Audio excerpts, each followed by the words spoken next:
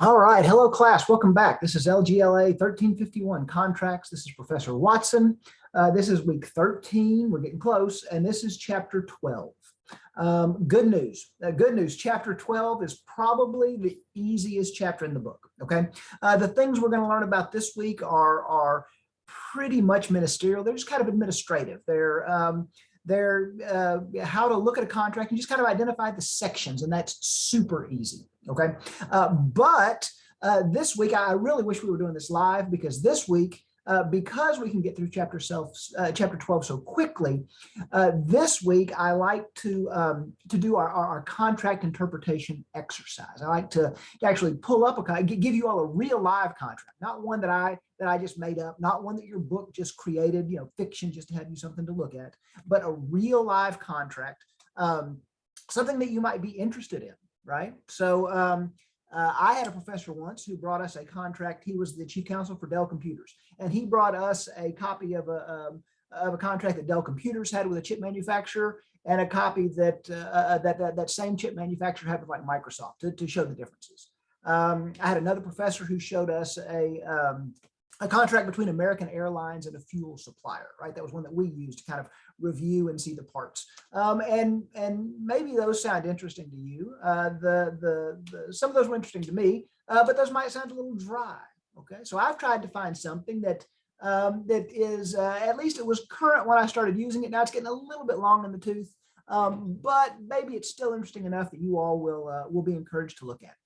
And that is the confidentiality agreement between Donald Trump and Stephanie Clifford. You may know her as Stormy Daniels. Everybody heard about that one in the press, okay? And so if you look at your assignments this week, one of your assignments is to pull up that contract and to take a look at it and to walk through it and analyze it step by step, okay? Let me make sure you understand what the purpose of this assignment is, okay? The purpose of this assignment is to show you a real world contract, that was drafted by several lawyers who were probably charging $500, $600, $800 an hour to draft this thing. Okay. And so that you can see what real contracts sometimes look like. Another part of this assignment is to show you that now you have some familiarity with the contract, especially after this chapter. You'll be able to look at that and find some pieces to it and go, oh yeah, okay, maybe I know more about contracts than I thought. But also to show you a contract that, even though it was drafted, believe me, tens of thousands of dollars were spent drafting that contract, to see that, just because somebody's been through law school, just because they've been practicing for 10 or 20 years, just because they charge a whole lot, doesn't necessarily mean that they know a whole lot more about contracts than you do, okay? And I hope that maybe not everybody, again, I don't expect you to be experts on contracts yet. You haven't even had one full semester of contracts, but I hope that at least some of you will be able to look at that contract and go, you know what? All due respect to the lawyers who drafted it, I'm just a paralegal student. But if I had been their paralegal, I think I could have told them, guys, there's some real problems here, and I don't think this is going to be enforceable. I hope that you will learn that if these very expensive, very experienced lawyers had remembered to go back to first principles, if they had remembered to go back to the things that they learned in the very first semester of contracts, they would have drafted a much better contract, and they would maybe have drafted a contract that would have been enforceable. Okay. Now, this assignment, I've given you some questions to kind of walk through the contract. And I hope you'll try to answer those, but please understand that this is one of those critical thinking assignments. Okay. I'm not necessarily looking for right and wrong answers. The purpose of those questions I ask you is really to try to walk you through it, to see if you can kind of examine this contract and go through it and decide for yourself whether you think this contract is enforceable. All right. I have my own opinion, and I think it's pretty obvious. But you may have a different opinion. That doesn't mean you're wrong. That doesn't mean you won't get 100% on that assignment. It means that I want you to look at it critically and try to start using some of the skills that we've learned this semester. And I've tried to give you a contract that maybe some of you will be interested in, at least for a couple more. I can get a couple more years of mileage out of it. Maybe you'll be surprised at what you know, okay? Let me also give you a couple of warnings. This is not a great contract. It's not as much money as was spent on it, as important as the parties to the contract seem to think they were. My opinion is this contract is a steaming pile of crap that any first-year paralegal contract student should have known was bad, okay? My opinion is also this, that the lawyers who drafted this agreement were not trial lawyers and were probably not even very good contract lawyers. It looks to me, based on my experience reading between the lines, it looks to me like what happened is that somewhere along the way, an entertainment lawyer or an intellectual property lawyer, right? Somebody dealing with like copyrights and those kind of things, drafted a settlement agreement years ago. And that settlement agreement got cut and pasted and used again, and cut and pasted and used again, and cut and pasted 3 or 4 or 10 times until it had morphed a little bit, okay? And then in this situation, when Donald Trump and Stephanie Clifford or Stormy Daniels were trying to reach an agreement, these entertainment lawyers took a contract that was based kind of on what they know, kind of what their world was, and they tried to force it into a place where it didn't really work, okay?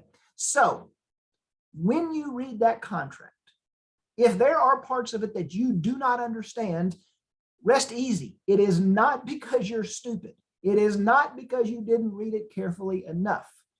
I've been practicing contracts law for 25 years. I've been teaching contracts law for years. I've entered into hundreds of settlement agreements, and there's parts of that contract where I go, I don't know what they were aiming at here. I don't even know what the purpose of this is, okay? So you don't have to be geniuses. You don't have to know everything about contracts law. You don't have to understand every single section of it. Turns out that's real life. There's a lot of times where I get contracts after the fact as a trial lawyer where I'm like, I don't know what these contract lawyers were thinking when they drafted it. And that is really as realistic as I can make it for you. This is a real world contract that really failed. Okay. And so it's a good example for you to look at. And so I don't think you'll understand every word of it. That's okay. I don't think that you'll answer those questions I gave you exactly the same I would. That's okay. I don't think that you'll get all of the right answers to all of those questions. That's okay. All right. Like one of the questions is, please state the consideration.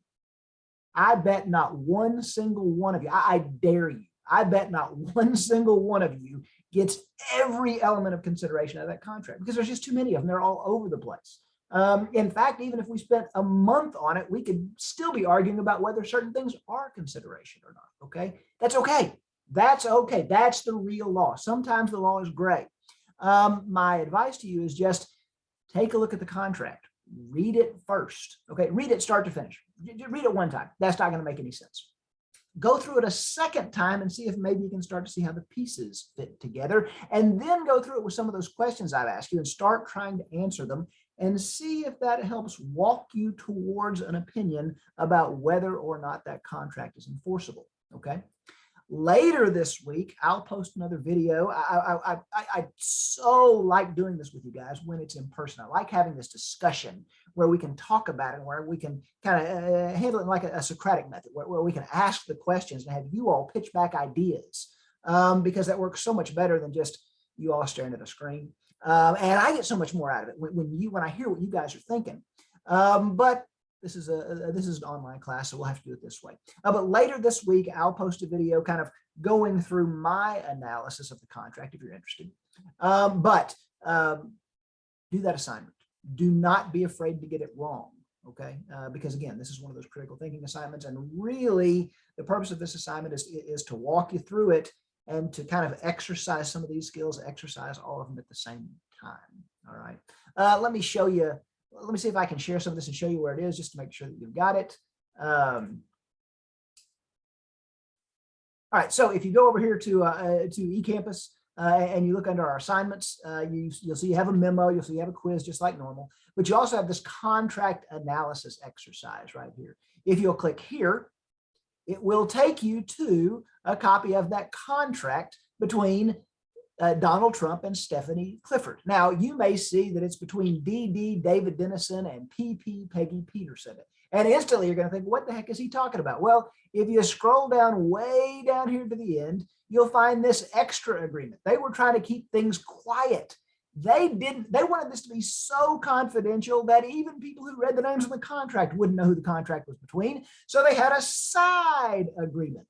And in the side agreement, they said that Stormy Daniels is really Peggy Peterson and Donald Trump is really David Dennison. That's what the second portion of the contract is about.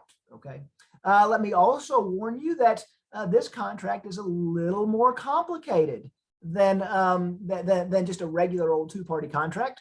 You'll see here in the very first section, the parties to the contract are ECLLC and or David Dennison and Peggy Peterson. So that's going to be a question. Is this a two-party contract or is this a three-party contract? If it's regardless, whether it's a two-party or a three-party contract, how many people executed this contract? If it was supposed to be two-party, was it executed by two parties? If it was supposed to be a three-party, was it executed by three parties? What's the result of that? What if you have a three-party contract and only two people execute it? What does that mean about your consideration? What does that mean about your benefit of the bargain? What does that mean about your meeting of the minds, right? All right, so that's the assignment, and you can see here there's some questions. Some of them are easy. Some of them look easy, like identify the parties. Which section has the recitals? We'll talk about some of those things today. But some of them get a little tougher. I want to see your critical thinking. And number 12, that's the real challenge. 11 and 12. Number 1, tell me, do you think this contract is enforceable? Why or why not? And number 12, if it's not enforceable, or even if it is, can you think of something that they could have done to make it enforceable? Okay, to make it enforceable by DD, to make it enforceable by David Dennison, right? The pseudonym for Donald Trump. Okay, so I hope you have fun with that. I hope you have fun with that assignment. I hope it's not too taxing, but either way, that's one of your assignments for this week. And like I said, I will post a discussion later in the week about it. I'm not going to post it here at the beginning of the week because I want you guys to give it a try. Okay, give it a try. And don't be afraid to be wrong. Grading on effort on this one, right?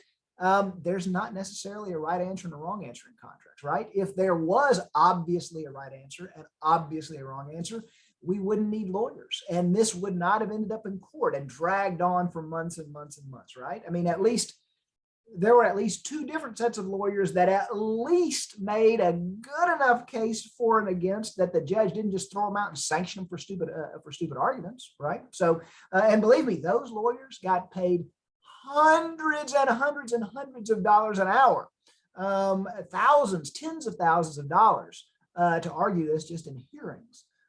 So if you don't agree with me, you may be in good company. Okay, so don't be afraid to give it your best shot. You tell me what you think. This is your time to exercise those critical thinking skills.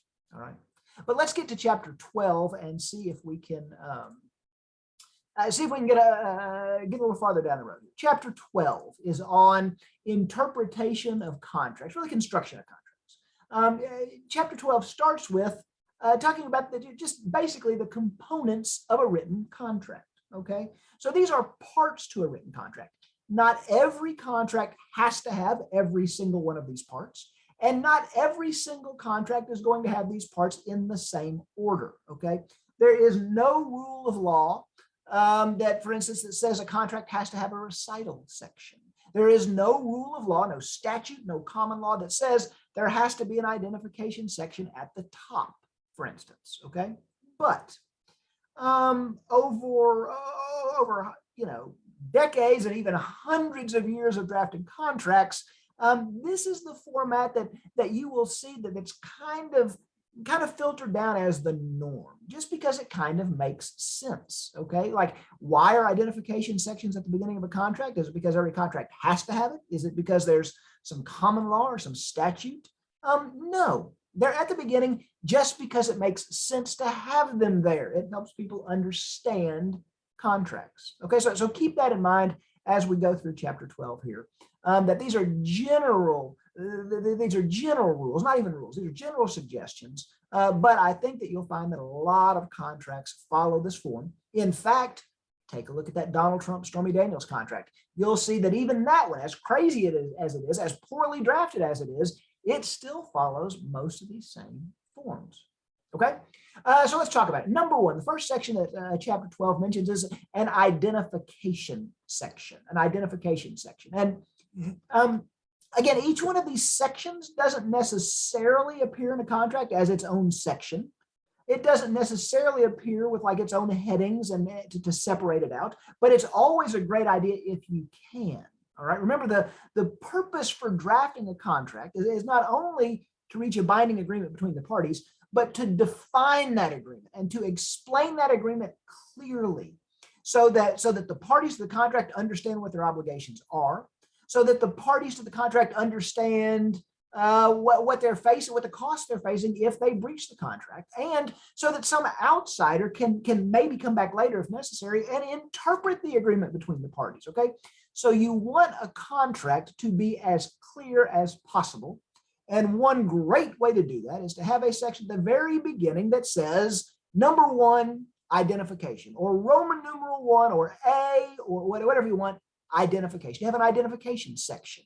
And if you had never drafted a contract before today, I'll bet that you would do the same thing. I bet you would start with a contract that said something like, this is a contract between Professor Watson, the buyer, and student Smith, the seller, right? Just to say who this contract is even between, and that's what an identification section is, right? Pretty self-explanatory. Again, it's generally near the top. It's either the first section or near the top of any contract, so that people know who the contract is between. If you don't know who the agreement is between, then you don't have a contract, right? We learned way back at the beginning of the chapter that the basic definition of a contract is that it's an agreement between two or more parties. So if you don't have two or more parties, if you can't identify who those two or more parties are, then you don't have a contract. And that's why these identification sections are usually at the beginning of the contract. They usually name the parties, give them an identity. They may state how the parties connect to or will be identified in the contract, right? Like it may just say this is a contract between Jeremy Watson and Steve Smith, right? Or it may say this is a contract between Jeremy Watson, comma, hereafter the seller, and Steve Smith, comma, hereafter the buyer, right? That way, honestly, we can reuse a contract, right? We can use one that we've already used before between a buyer and seller, and we don't have to go back and change every single name throughout the contract. We could just have buyer agrees to do this, seller agrees to do that, because buyer and seller have already been defined to mean Jeremy Watson and Steve Smith at the beginning of the contract in the identification section, okay? So an identification section, pretty simple. Take a look at that. It should be pretty simple, but take a look at that Donald Trump Stormy Daniels contract and see how complicated. You'll find it right at the top, I promise you, just where your book says it'll be. But see how complicated people can make even a simple identification section, okay? All right, a second part of a contract that your book mentions is a recitals section, okay? A recitals section. Recitals, and they're often captioned, they've often got their own subheading, right? Recitals. And recitals are generally, they're not even really part of the contract. They're generally short statements that give a background or a context to help someone understand the purpose of this contract, to help people understand what the reason for this contract is, right? For instance, if you looked at that Donald Trump and Stormy Daniels contract, you didn't know anything else, and you're just like, well, Donald Trump is paying Stormy Daniels not to do anything. Right? Is that really a contract? Why would he be paying her to do nothing? Right? Well, when you start to understand, there's some allegations that they had an extramarital affair, that he is a celebrity and he's running for president of the United States. That could be humiliating. Now you see, he's not paying her to do nothing. He's specifically paying her to keep her mouth shut. Right? That he really wants her to do nothing. He wants her to shut up. And so those recitals, they help explain a contract or put it into context, all right? Recitals often begin with words like a wherefore and whereas, but that's not necessary. You don't have to have those. So like if you're going to enter into a settlement agreement, your recital section might start, whereas the parties were in an automobile accident on January 1st, 2021, and whereas Jeremy Watson was driving a car that got hit by a car being driven by Steve Smith, and whereas Jeremy Watson sued Steve Smith in district court and cause number whatever in Dallas County, Texas, and whereas Steve Smith said that no, it wasn't his fault at all, it was actually Jeremy Watson's fault, and countersued in that same lawsuit, and whereas the parties have now desired to resolve the issues between them, right? Now, therefore, they are entering into this contract. Now, do any of those recitals obligate anybody to do anything? No, but they explain the context. They explain why we are entering into this settlement agreement where presumably the parties are releasing each other, they're entering into some obligations, they're exchanging consideration, okay? Those wherefores and whereas, let me back up just 1 second. I told you at the beginning, one of the purposes for every contract should be to be clear, to clearly explain what's going on, to clearly explain the obligations of the parties, the potential remedies if somebody breaches, so that everybody can understand. Clear language helps that. If you can draft a contract so that a third grader can understand it, then that's probably a pretty good contract, okay? And so, let's go back to that identification section. If you draft an identification section that says, whereas T. Jeremy Watson, hereafter referred to as the party of the first part, was in certain negotiations with Steve Smith, hereafter referred to as the party of the second part, then therefore, does that make any sense? You guys have heard that. You've seen a contract, or you've heard of a contract like there somewhere. Does that make party of the first part, party of the second part? Does that make the contract easier to understand? No, that's just legalese, right? It's things that people put into contracts because they feel like that's what contracts usually have, or they feel like that's what contracts require, or they feel like that makes them look more educated, makes them look smarter. When I'm drafting a contract, I don't want to look smart. I want to look like a third grade teacher. I want to look like I drafted something that even a third grade class could understand, okay? Which brings me back to that recitals section. Recitals often begin, each one, you'll have them listed one after another, and they often begin with whereas or wherefore. That can sound a little legalistic. This is one time I'm okay with that, okay? Because it's pretty easy to understand. Even if you'd have to explain whereas or wherefore to a third grader, once you got it, everybody knows what it is, right? Everybody in the world after that is going to go, okay, these are recitals. And the purpose of this is it's setting the context. It's setting the background for the contract so we can help understand it, okay? That's the recitals section. Not every contract has one. You're not required to have one. Again, those recitals aren't even really, they typically don't even make up the working part of the contract, but they can help explain it, all right? What else can help explain it is, well, let me skip over one. Next section you'll often see in a contract is a consideration section, okay? Now, consideration, remember our old definition for consideration? Consideration is what you give for what you get. Remember, every party to the contract has to both give something and get something. Everybody's got to have some kind of skin in the game. Everybody's got to have an obligation. Everybody has to have a benefit. And so every contract must contain consideration. In fact, in most contracts, the consideration is really the meat of the contract, right? That's the important part. That's what this contract is about. What are you going to do? What am I going to do? What are our obligations, right? What are our rewards for doing those things? What are the benefits? That's usually the meat of the contract, okay? Sometimes we'll have a section early on that lists the consideration, okay? So that we can make it real clear at the beginning, so before it gets lost in maybe a much longer document.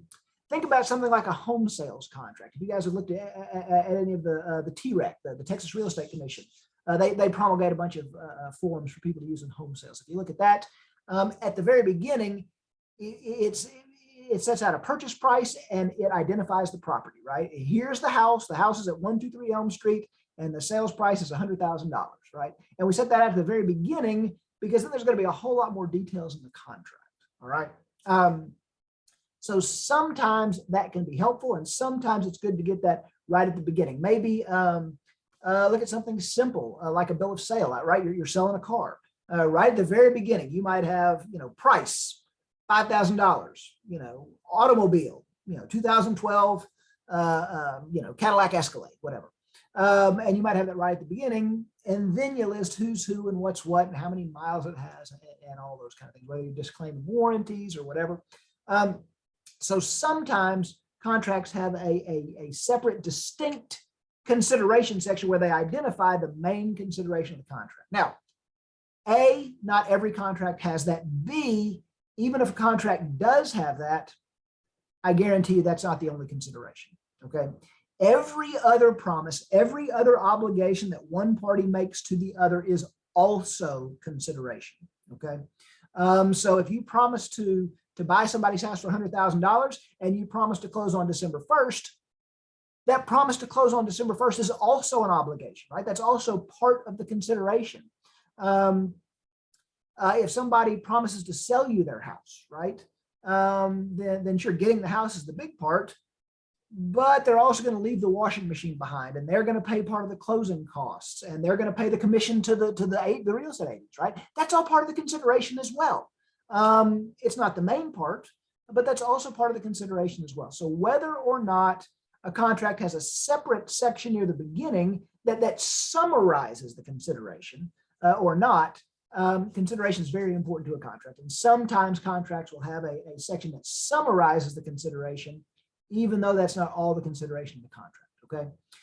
And they do that again because consideration is an essential element of the contract. It has to be there. So summarizing it at the very beginning can be helpful, but make sure you read the rest of the contract, okay? All right, fourth section that your book mentions. Not every contract has it, but they can always be helpful, are definitions, a definition section. Definitions are important because remember that a contract always controls its own terms. So if you have a contract about the sale of a dog, and you don't say otherwise, then we're all going to assume that you meant dog, right? But if you have a definition that says, as used in this contract, the term dog means cat, well, then every time you read dog in the rest of the contract, it's actually going to mean cat because that's what the contract said. Even if that sounds crazy, that's the way the parties decided to define it. So a definitions section can be helpful to understand what the parties are talking about. It can also be very critical that you read it carefully so that you understand when you use those words what they're going to mean. All right. Now, contracts often have a section of specific definitions. It'll have a subheading definitions, right? Consideration will mean, purchase price will mean, property will mean, right? But contracts can also have other definitions spread out throughout the contract as well, or instead of that definition section, right? Like earlier, we were talking about the identification section. And in the identification section, I gave you an example, T. Jeremy Watson, hereafter referred to as the seller. This contract is between T. Jeremy Watson, hereafter the seller, and Steve Smith, hereafter the buyer. Well, those are definitions, right? You just defined the term seller to mean T. Jeremy Watson, and you just define the term buyer to mean Steve Smith. So every time you see buyer throughout the rest of the contract, it's going to mean Steve Smith. And every time you see seller throughout the rest of the contract, it's going to mean T. Jeremy Watson, or however it's defined, right? So a definition section, very important, because again, specific defined terms always control over common meanings. All right, so it can be very important. It can also help people understand a contract. So a definitions section. Not every contract has to have one, but they can certainly be helpful, and you'll often find them near the top. Take a look at that Donald Trump contract if you don't believe me. All right. The fifth section your book talks about is the body, right? The body of the contract. Here's where the rubber meets the road, right? This is where the sausage gets made. The body of the contract, that's the real working portion of the contract.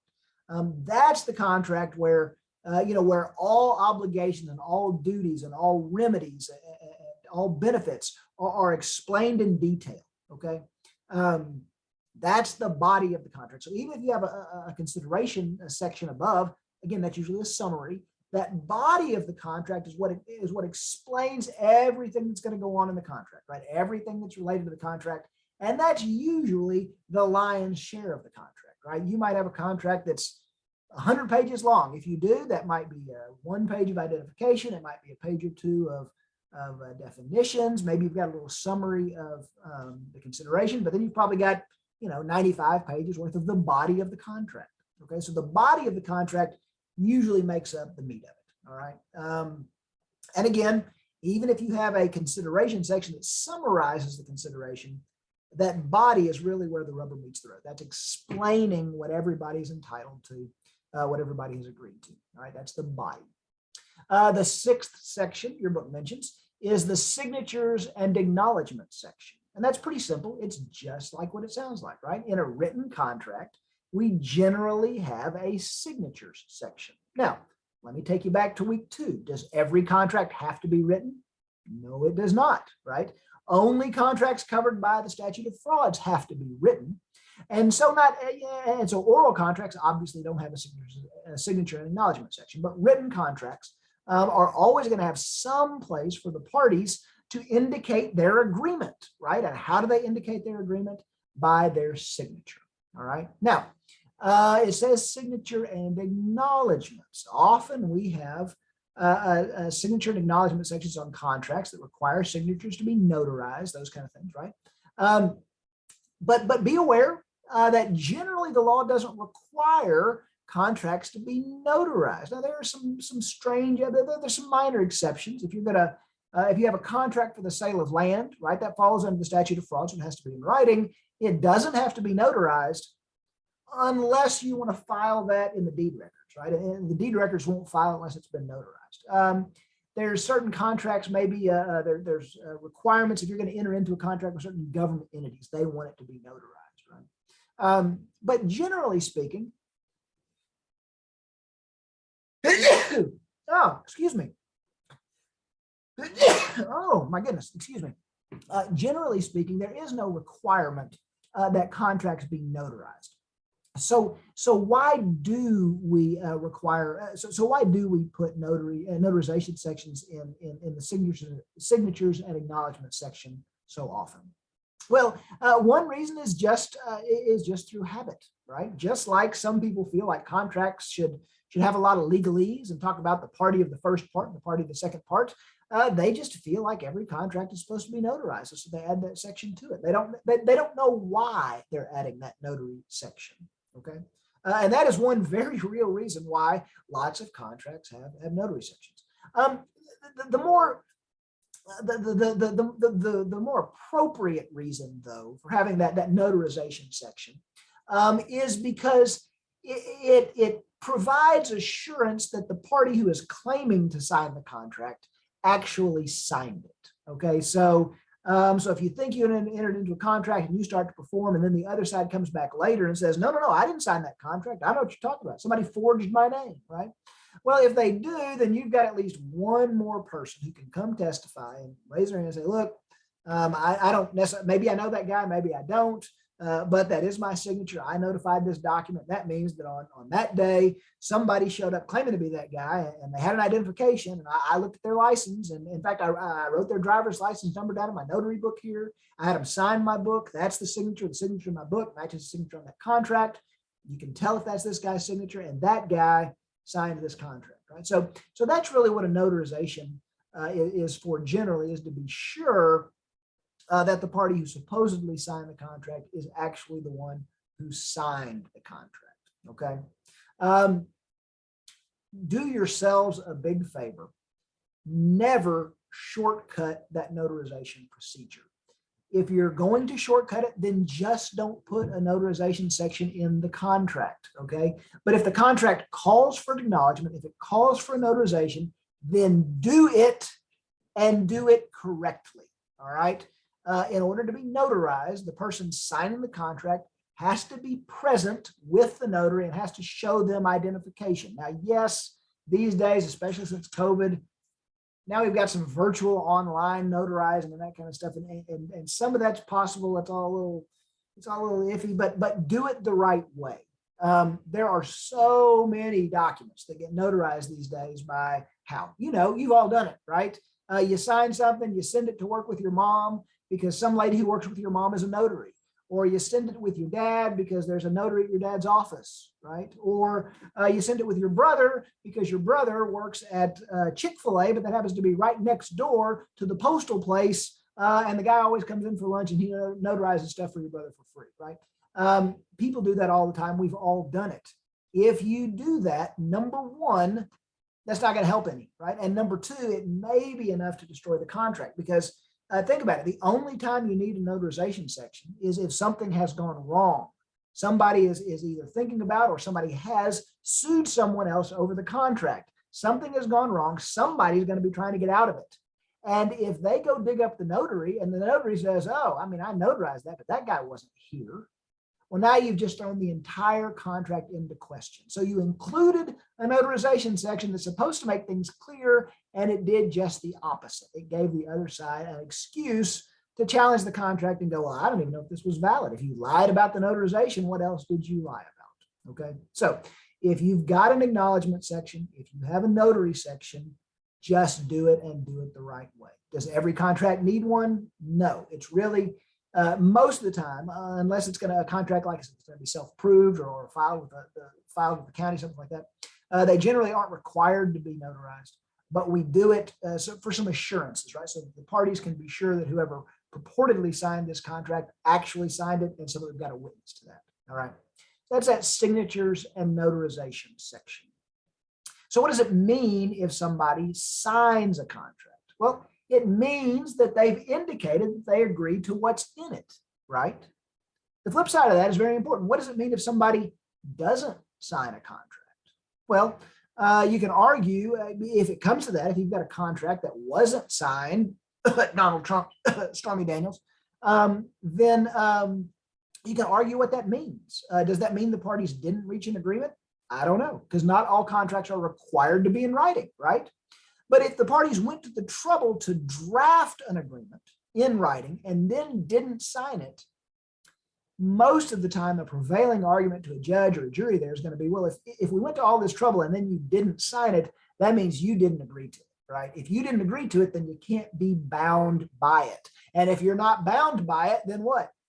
Then you're not a party, right? You can't get the benefits of a contract and not also get the obligation. So if you don't agree to it, you're not a party. So if you didn't sign it, you're probably not a party, at least not a party to this written contract. Maybe you're a party to some side oral agreement. Maybe you're some party to some implied contract, but probably not to this written contract if you didn't sign it in the signatures and acknowledgement section. All right, let's move on. So those are the sections, the normal sections that you can generally anticipate to find in most contracts, and that's the general order that you're going to find them in. But every contract is different, and you draft contracts the way you want to make them clear and understandable, right? That's your goal. It's important when we talk about interpreting contracts that we understand some certain rules of interpretation, rules that the court is going to look at when they remember, when something goes wrong, the court only gets involved if something goes wrong. And if something goes wrong, what are the rules the court is going to use to try to interpret the contract? All right. Well, first things first, understand there's a million of them. We can't possibly list them all here in one chapter or even in one book. If you want to know what the rules of construction are, you may have to go do your research. And where you're going to find that research, generally that's going to be common law, right? So you're going to need to go either look up common law or look up secondary sources, right? Williston on contracts, the restatement on contracts, something like that, and try to find those rules of construction. But today, let's talk about the primary ones, the ones that you see over and over and over again. Okay. The first one is the parole evidence rule. The parole evidence rule, parole, P-A-R-O-L, there's no E on the end. So it's not like parole you got out of jail. It's parole meaning a spoken, okay, oral. The parole evidence rule specifically states that a writing that is intended by the parties to be a full embodiment of their agreement cannot be modified by evidence that adds to, varies, or contradicts the writing. All right, that's the long one, but let's break that down. Let's talk about it bit by bit, because I told you parole evidence means spoken evidence, and that rule didn't say anything about spoken. What the rule means in a nutshell is, if the parties enter into a written contract and they intend that to be the entire contract, then we're not going to allow somebody to come testify orally at trial. That's where parole comes in, parole evidence. They're not going to allow somebody to come give evidence of things outside of that writing, right? If you put your agreement in writing, then we assume that your agreement is in the writing. And we're not going to let somebody else come in and talk about other things, right? Or changes to the writing. That's the parole evidence rule generally. Now, it requires a couple of things. Like number one, let's look at that first section. A writing intended by the parties to be a final embodiment of their agreement. What does that mean? It means, first of all, the court has to decide that the parties intended this to be the complete agreement, right? And we would call that an integrated agreement. An integrated agreement is one that is intended to be the full agreement of the parties, all right? In fact, because if this is not the full agreement of the parties, if this was just part of it and we had some other agreements on the side, then the parole evidence rule doesn't apply, right? In fact, that is so important that you will see an integration clause. We call it an integration clause in lots of contracts. And what does that look like? Well, oftentimes it's just one sentence, and it says something like, this contract is meant to be the full and final embodiment of the agreement between the parties, right? Or this is meant to be the full agreement between the parties. That's enough to be an integration clause. And when you see that, now you'll understand what that means. That means, hey, judge, the parties don't plan for any other side agreements to be part of this deal. And that can be very important. You can imagine when people are negotiating back and forth, there may be some things that come up and they agree on for a while, but we don't have a full contract yet. And then those things we put aside, we come up with some different agreements, and we go back and forth so many times that, you think that this was included in the contract and I don't, but I think this was included in the contract and you don't. You thought we threw that out. If it's an integrated agreement, then it doesn't matter what the back and forth negotiating was. It matters what did we get into the writing, okay? And if we have an integration clause, if we convince the judge that this is the full agreement between the four corners of this paper, that's what we agreed to and nothing else, then the parole evidence rule says then the court will not hear any testimony that would attempt to add to, alter, or contradict that writing, okay? Now, it's important that you recognize the limits of that rule. It means the court will not permit oral testimony that would change the writing. Okay, so if you have an agreement, a contract that has an integration clause, and in that integration clause it says, in this contract, this is a contract for the sale of a dog, and in this contract, dog means cat, right? And then you have an integration clause. This is the full agreement between the parties. Then when you get to trial, the judge is not going to let somebody testify that, well, dog actually meant dog, or dog actually meant horse, not cat, right? No, no, no. This was the full agreement between the parties. It has an integration clause. I'm not going to allow you to testify to something that changes the terms of this agreement, right? Likewise, if you just had an agreement to buy a dog, right? You went down to PetSmart or to some puppy mill and you bought some big fancy Weimaraner or something. You enter a contract for the sale of a dog, and you've got a written contract and it's integrated. And then when you go to pick up your dog, they deliver a cat and you sue them and you get to trial and they try to put on evidence that in that contract, dog actually meant cat. The judge is going to say, no, no, no, no, no. You have an integrated agreement here and you're trying to offer parole evidence. You're trying to offer oral evidence that would contradict the plain language of this contract. I'm not going to allow it, okay? So that's the parole evidence rule. But now, again, it's important that we understand the limitations. The parole evidence rule only applies to those integrated contracts, it only applies to contracts that were meant to be the full and final and complete declaration of the agreements between the parties. Let's say you have you've got a lawsuit and you mediate, and you have a mediation agreement. You guys were there all day and you finally reached an agreement. In the last 30 minutes, you put a little something down on writing, right? But your lawyers were going to flesh that out tomorrow when they got back to their offices. Well, that's not an integrated agreement. That wasn't the full agreement between the parties. And so allowing evidence that adds to that would not violate the parole evidence rule, okay? Also, the parole evidence rule doesn't apply to statements that are meant to clarify ambiguous terms. If you and I have an agreement to buy an animal, well, that contract doesn't really say what kind of animal. And so if I want to testify that by animal we meant cat, and you want to testify that by animal you meant dog, that's not contradicting the plain language, right? That's explaining the plain language, and that is not prohibited by the parole evidence rule. That's completely allowed. So testimony that clarifies a contract is okay, just not evidence that contradicts a contract. All right. It also does not apply to statements that are meant to show unconscionability or illegality. Right? If you've got something that shows this contract just shouldn't be enforceable because it's unconscionable, then the court's still going to allow that testimony. You're not contradicting the contract. You're just trying to show that it's unenforceable because it's illegal or it's unconscionable or that it's void for some other reason, right? Like we have a contract that says this contract is between Jeremy Watson and Steve Smith, who is over the age of 18. And Steve comes and testifies that, yeah, but he was actually only 15 when this contract got drafted. Does that contradict the terms of the contract? Yes. But it shows that the contract is void. And so that would be permissible. All right. It also, it bars evidence that a contract doesn't mean what it says it means. It does not bar evidence that a contract was later amended.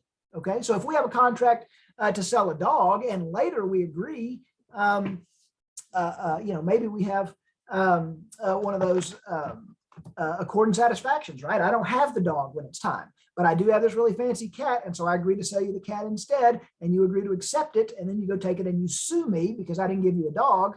And I say, hey, we agreed to replace that with a cat. You can't say, no, that's the parole evidence rule because I'm not trying to testify that the actual contract meant cat when it said dog. I'm trying to offer evidence that we changed that later. So that subsequent agreement or that subsequent amendment, not barred by the parole evidence rule. Okay.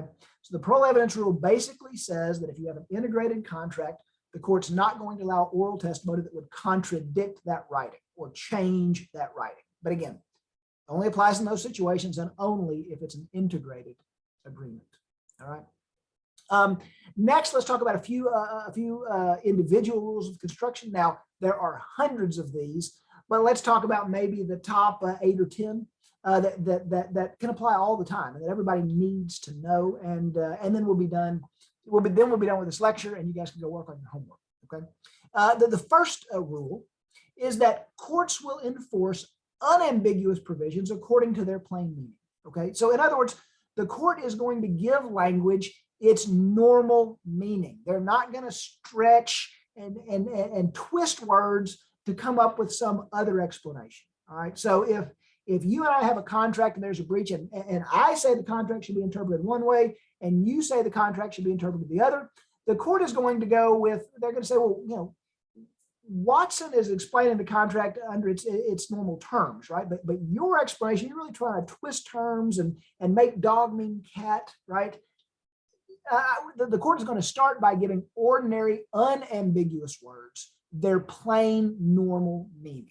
All right. Now, if a term is ambiguous, like animal, right, that doesn't really say what kind of animal, then a court will, then the court may have to decide between the parties. But if a contract uses an unambiguous term like dog, then the court is not going to interpret that to mean cat. It's going to give it its plain meaning unless there's some clear evidence otherwise. All right.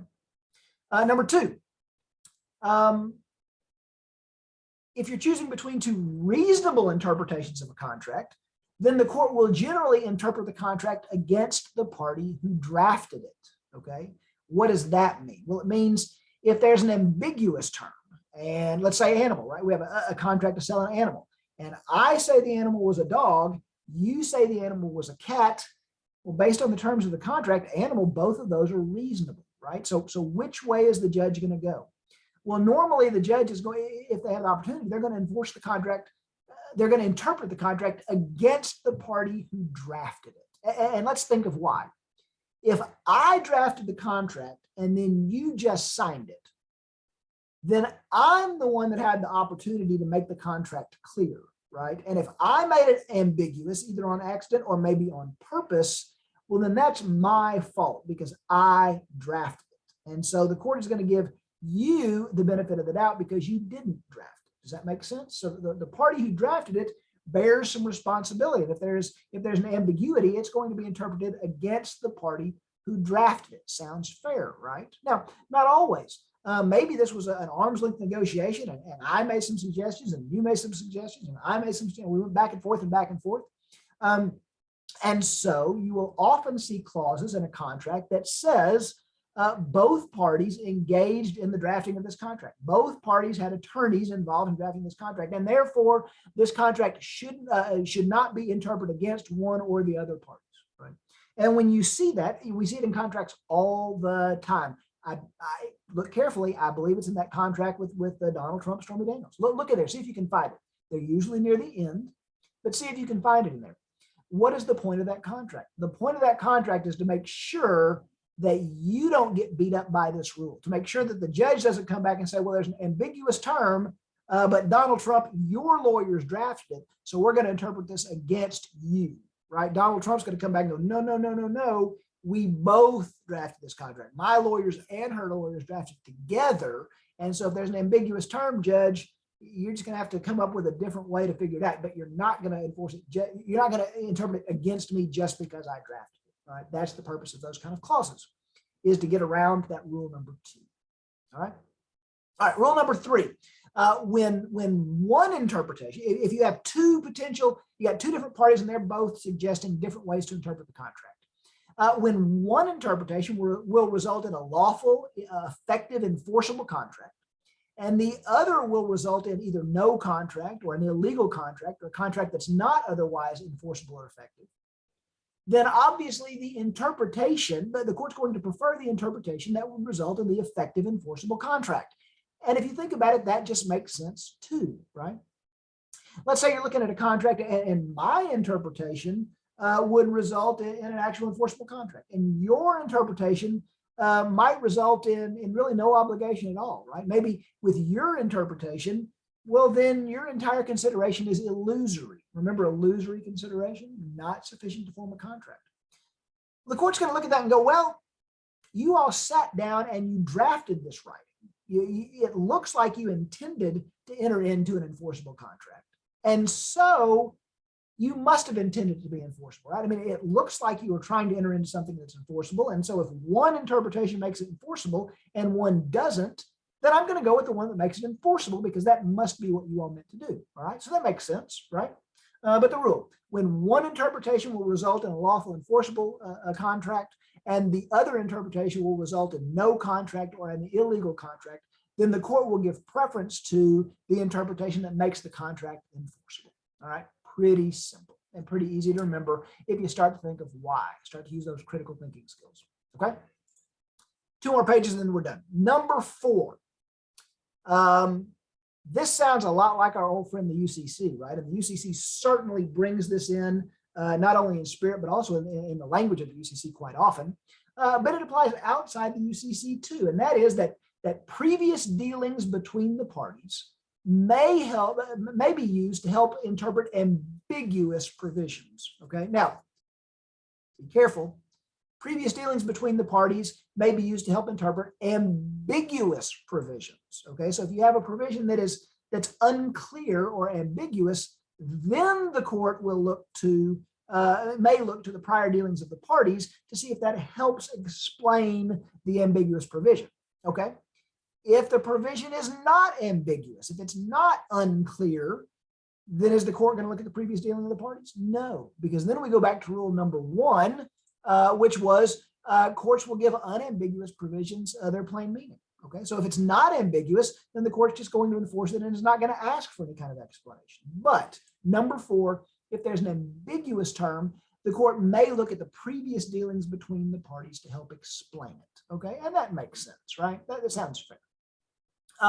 Number 5, words are given their commonly accepted meaning unless a different intention is clear. okay? And the courts will not accept extrinsic evidence of a different meaning when the words of the contract are unambiguous. What does that sound like? Well, that sounds a whole lot like rule number 1, which is the court's going to give words their plain meaning, and rule number 2, if it's not ambiguous, and the parole evidence rule. If words are unambiguous, then the court's not going to hear other evidence to contradict it, right? So again, words will be given their common meaning unless there's a clear intention to do otherwise in a contract, right? That's where those definition sections can become very important. If you have a contract that says dog, the court's going to interpret that to mean dog unless you have a definition section that says dog means cat, right? And the court's not going to accept parole evidence that dog actually means cat, right? Unless there's some kind of ambiguous provision in the contract, or unless there's a clear intent in the contract to mean otherwise. So that's where those definitions can come in handy. So again, that's the parole evidence rule plus rule number 1 explains definition sections. Makes a lot of sense, right? All right, number 6, we're almost done, I promise. Number 6, courts will attempt to ascertain the intent of the parties by looking at the purpose of the agreement. And what does that mean? It means if the court's trying to understand this agreement, they're going to look at the why. Why were the parties entering into this agreement, right? Was Donald Trump, is there really a contract there? He was going to pay her money and she wasn't going to do anything? Is that a contract? Was there really consideration there? That doesn't make any sense. Well, when you look at the context, he wasn't paying her to do nothing. He was paying her to specifically be quiet, right? And that was valuable to him. So now I see there was an exchange of consideration. So yes, this is an enforceable contract, right? So what do we mean? We mean the courts they're going to look at the purpose. Why were the parties entering into this as they try to interpret the language? And that makes sense as well. And what does that lead to that we talked about as far as the sections, right? How about those recitals sections? And that's why recitals can be so important, because they help the court understand the context or the reason for a contract. And that relates to that rule number 6. The courts are going to try to figure out what the parties meant. What were they trying to do when they entered into this contract? Because maybe that'll help the court interpret it. All right. Number 7, a written document will be interpreted as a whole, and disputed terms will be interpreted to make their meanings consistent throughout the document. This is an important one. And what it means is a court is going to try to give a word the same meaning or give a term the same meaning all the way throughout a contract. Now, maybe that just seems to make sense to you, and of course it does. But these days we cut and paste so much stuff, and sometimes people don't proofread, and sometimes we're not careful, and sometimes contracts are unnecessarily long, that mistakes are made, right? If mistakes weren't made, we wouldn't end up in court nearly as much. And so sometimes that's very hard for the court to do. But in general, you can't argue that David Dennison meant one thing on one page, but David Dennison meant something else on another page. You can't argue that dog meant dog on the first page, but dog meant cat on the third page, right? Again, the court is going to try to give a term the same meaning throughout the entire document. And that just makes sense, right? All right. 3 or 4 more and we'll be done. Number 8 is easy. Specific terms govern over general terms, right? So if the contract is for the sale of an animal and later on we talk about a dog, well, which is more specific, dog or animal? Dog, obviously, right? And so the court would interpret a dog to control over animal and would determine that is a contract over a dog. So specific terms govern over general terms. Or what if we had a contract to sell a car? At the beginning, it says car or automobile or vehicle. And then down later on, it says 2006 Mercedes 250C, right? Well, that's much more specific. And so the court is going to interpret automobile, the more specific term, the 2005 Mercedes C term is going to control over just automobile or vehicle because it's more specific, all right? Number 8, negotiated terms govern over, quote, boilerplate. What is boilerplate? Boilerplate are those just standard provisions that we just cut and paste and cut and paste and cut and paste, right? We just cut them and we plop them into every contract. We don't really negotiate them. That's not the meat of the contract. That's just that extra stuff that we cut and pasted in. It's just boilerplate.